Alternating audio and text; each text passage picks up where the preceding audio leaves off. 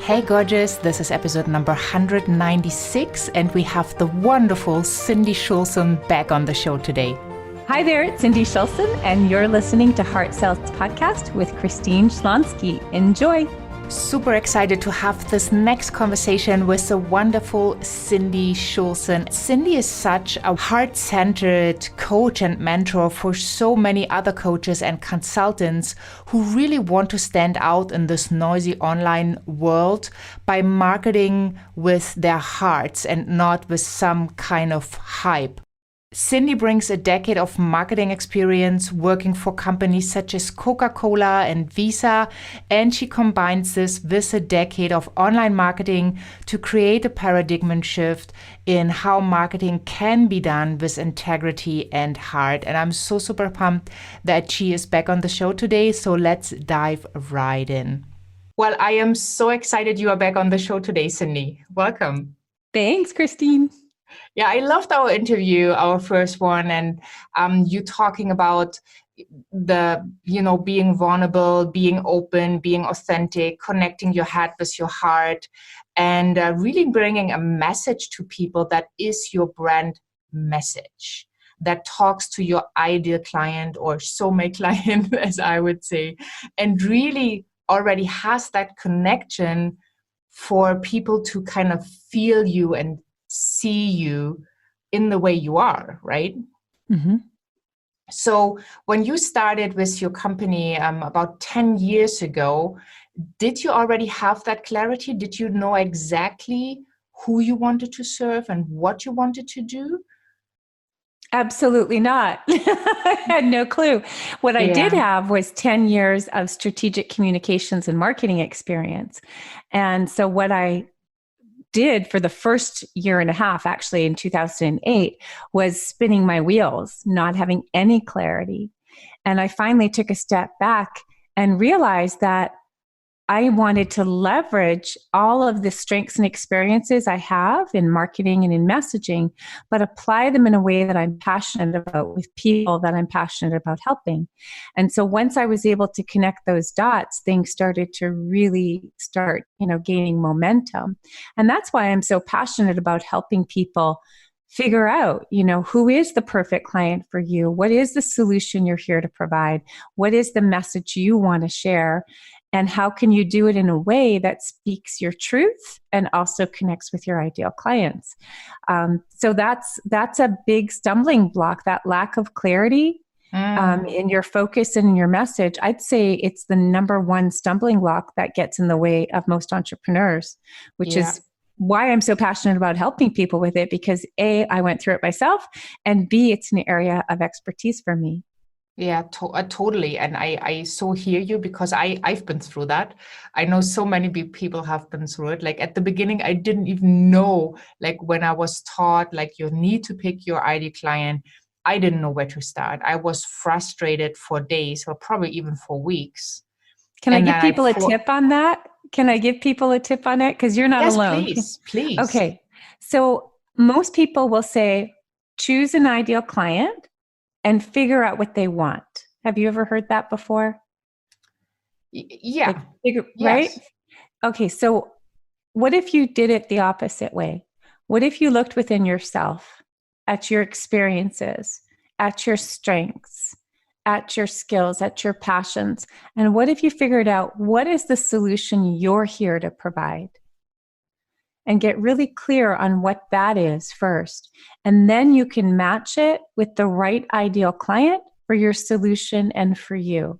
So I teach marketing from within. It starts from within you. Yeah. When you do that, I think I've seen it happen so many times. You build your business from a place of more strength and passion.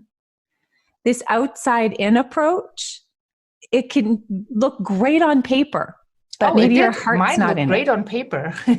But your heart wasn't in it, right? Yeah, exactly. That was my learning, right?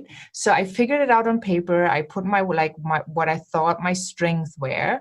And then all of a sudden I did not have one. I had 4 different ideal clients. And then I was totally confused.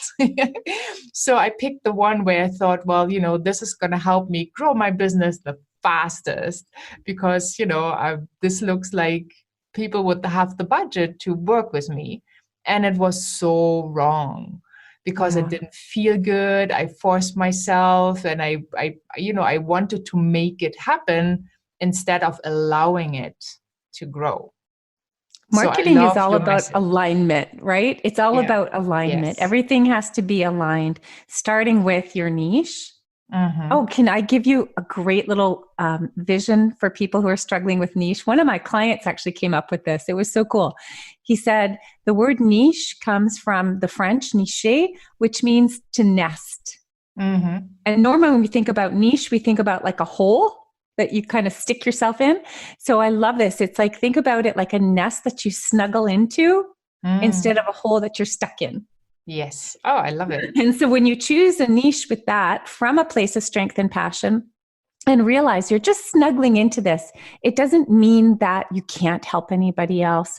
It doesn't mean that you're stuck in it forever, but you're just choosing a focus that makes sense. And then you're going to give yourself the space to let it evolve.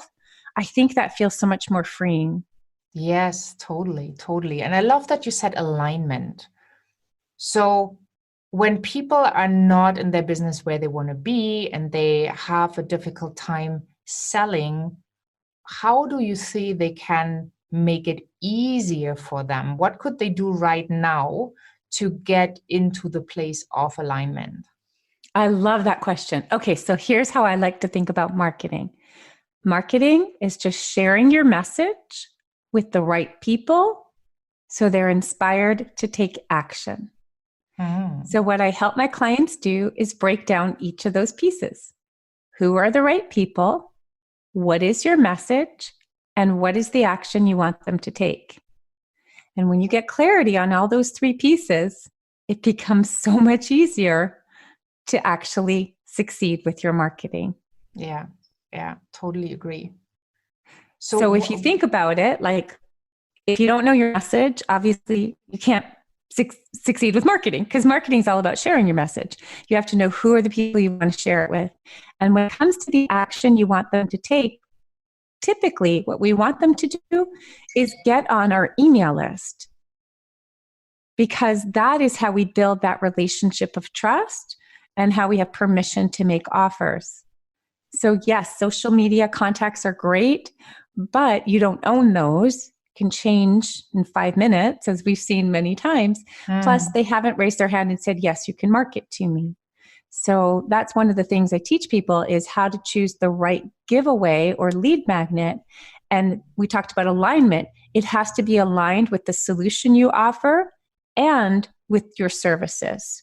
So it's all about, like my whole thing is all about making strategic decisions that, really honor you and then that obviously honor the people you're here to serve. So what do you see are the 3 biggest mistakes people make in their marketing? Well, actually, it's really cool because it goes back to what we talked about with marketing. So number 1 is not having a clear message. That's the biggest problem people have because like a confusing message. Yes, not having a clear message, not having a message they can share with confidence. It's either too broad or it's what they say and how they say it. So that's the biggest problem. The second problem is sharing, how they share their message. They try to use all of these tactics that can be too overwhelming and frankly aren't necessary. They can be way too complicated. So it all goes back with alignment again, come from a place of strength. What's one of your greatest strengths? So for a lot of my clients, in order to really build those meaningful connections and add value, they find that speaking is a great way to start sharing their message. And that can take many formats, just like what we're doing here. And then the third mistake that they make is not knowing how to inspire people to take action, whether it's getting on their email list or whether it's making an offer. Because marketing is all about inspiring people. It's not about manipulating or hyping or any of that. So when we have a really clear offer and we know how to position it, then it's a natural thing for people to want to take that. Yeah, totally agree. So do you remember in like the very, very first thing that you have ever sold? Not I necessarily do. in your business, like in your life. Oh, in my life. Oh my Yes. goodness. I did. I was about 17 and my boyfriend and I um, bought a bunch of clothes we had a friend who owned a clothing store, and we took a bunch of clothes and we were selling it like on consignment. And we basically did it a little illegally because we basically did a garage sale and we were selling the new clothes from it. But we raked in quite a bit of money. He was very talented salesman. So I learned some sales skills. So That how was a did it long feel time when, ago. yeah, so how did it feel when you sold your first piece? Oh my goodness. I don't remember. I was 17. I honestly don't remember. But it's funny. I come from 4 generations of entrepreneurs. Every single person in my family is an Mm. entrepreneur. And I should have learned sales skills from my brother when I was like teeny little kid. He actually gave me a haircut and gave me a bald spot so I looked like my dad and charged me a quarter. So I've been surrounded by great sales skills for a long time. Oh my goodness. Well, he's pretty entrepreneurial, that's for He sure. actually is an entrepreneur as well. Yeah, okay. Yeah, I just love these stories because, sometimes it kind of shows how creative you already were as a kid. And then, often going through school and actually being schooled to be a good employee, a good, worker or whatever, is like or undoing what you have learned in school to be an entrepreneur can be a pretty big challenge. Well, it's funny because I have 2 boys. One is in college studying to be an engineer, and the Hmm. other one is the complete opposite. He's 15, and I already know he's going to be an entrepreneur. In fact, he said to me just the other day, he said, I want to take a year off before I start college because I don't want school to define who I am. I want to figure out who I want to be. I'm Wow. like, pretty impressive for 15, right? So Yes. I've already told him, I'm like, you and I, we're going to go into business together. We already have our first business idea, which I can't tell you. It's a secret. Okay, well, we're gonna wait patiently. That's really wonderful. So, okay, you being brought up as an entrepreneur, basically being surrounded by entrepreneurs, people could guess or think, well, okay, so for her it's easier because, I had to learn everything. I don't have any entrepreneurs like in my family and I have to figure it out all by myself. Have you seen something that could support them on their journey right now to make it easier? Well, first of all, I want to clarify. I actually went the corporate route. I went an MBA, I got an MBA in marketing. I worked in strategic communications for the big companies like Coke, Visa, consulting firms. And then when I became an entrepreneur, like you said, I had to unlearn a lot of Oh, things. okay. I had to Yes. unlearn some certain things, but that's why I'm so passionate about it, because I spent too much time in corporate where it was like I didn't feel like I had my own voice the way that I really wanted to. Hmm. And so that's, I just wanted, if somebody's coming from a corporate background or something like that, it's okay. Just figure out how to leverage your strengths and experiences, but apply them in a way you're passionate about, like we said at the beginning. Yes.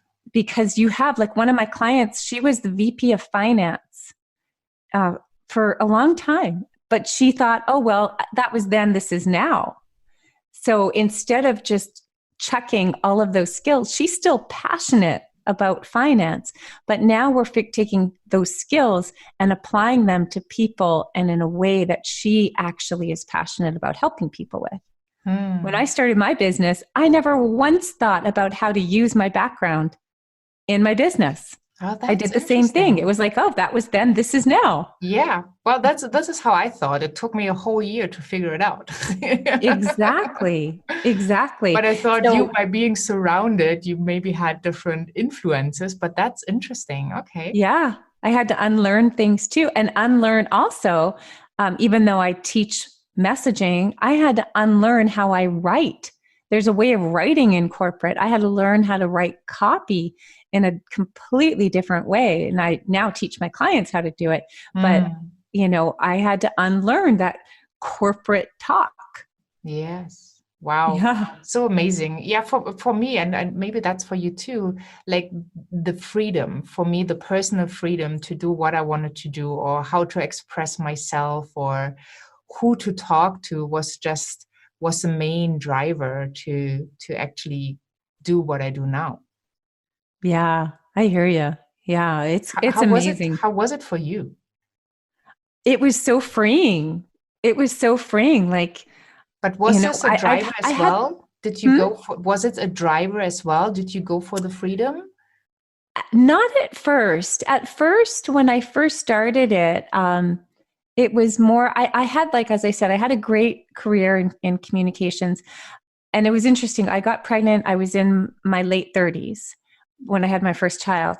And I was earning double what my husband was. And I quit my job and I wanted to stay home with my kids. And so I just, I just wanted to, like, because I was an older mom, just kind of raise them. So when I started my business, it was more motivated by just being able to raise my kids and be there with them. That was my primary motivation. But as I started, learning about what was possible for me in my business and started working with clients and started marketing myself, that's when that freedom part really clicked in. And that's when things obviously got a lot more fun. Yeah, awesome. So to finish this wonderful episode off, and I could keep talking, as you might imagine, what is maybe a book that has made a big impression in your life? Is anything coming to mind that you would love to share? Yeah, as a resource. Oh my goodness, that's a good one. I'll give my friend Milana Lashinsky a plug. When I first started my business, this is an old book, but it changed my thinking. It was called Coaching Millions, and I'm sure it's still out there. She has a new book now about simplicity. But when I first read that book, I realized that I wasn't just creating a coaching practice, I was creating a coaching business. And I'll tell you a fun little story if I have time. I had read that book, and then I went to a conference. I think I was in my first year of business, and she was speaking, and I said, I'm going to wait for all the pitches, because it was one of those pitch fests, and I'm going to invest with her. And I invested $2,000 in a program with her, and I was so excited, and it helped me create my first leveraged program. And then that summer, she called me up out of the blue and said, Cindy, you are my star student. Will you coach my mastermind clients? And I ended up coaching her clients for 2 years, and now we're dear friends. But that book opened a whole new set of doors for me to thinking about my business in a really bigger way. So yeah, still grateful to Milana for what she inspired. Oh, love it, love it.